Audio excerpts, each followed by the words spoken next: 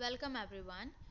So today we will discuss about our fifth which is last process, that is sublimation. So sublimation is the process in which solid substances they are directly changing into gaseous state, and for that I have shown also that solid directly changes into gas, and I have also given the definition.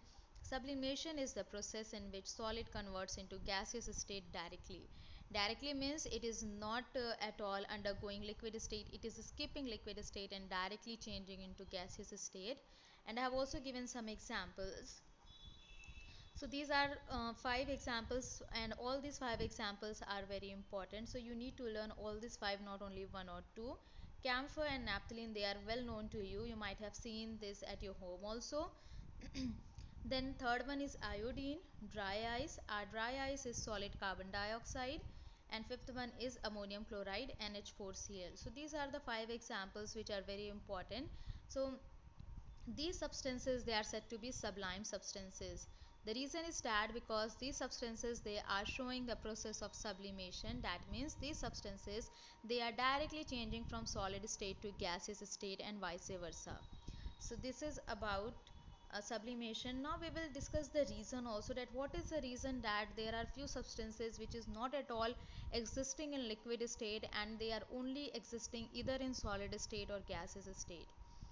So the reason is that because of abrupt increase in the kinetic energy, sublime substances escape liquid state and changes directly into gaseous state. Now we know that actually what happens, suppose if any substance is there in solid state and if it is changing into liquid state, then what happens in that, in this conversion, if that substance is changing into liquid state, then the particles of that substance will have greater kinetic energy as compared to when it was in solid state. So here in case of sublime substances, what happens, suppose if that sublime substance is in solid state and if we start providing heat energy, then what will happen, that their kinetic energy will increase, but it is increasing suddenly so high that it is skipping liquid state and directly it is converting into gaseous state. And as we know that kinetic energy of the particles in gaseous state they are maximum. So here in case of sublime substances, what happens, that there is an abrupt increase in the kinetic energy, and that is why these sublime substances they are not existing in liquid state. So that is what I have given here. This is the reason that why certain substances they are showing the process of sublimation. Although these substances they are very few in numbers, because it is not quite common, but you may find some substances which we are using in our day-to-day life as well.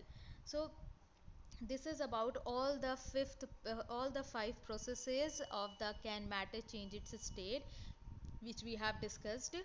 And all these five processes, sorry, all these five processes are very important with their definition, with their examples and everything. So you need to maintain your notes on a daily basis, and I hope that you are doing it.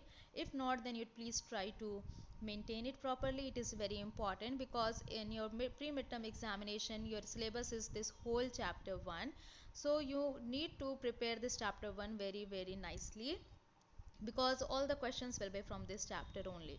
So that is why I have given this note, so that it will help you when you have to do revision and all, although we have discussed all these things in detail in our book itself.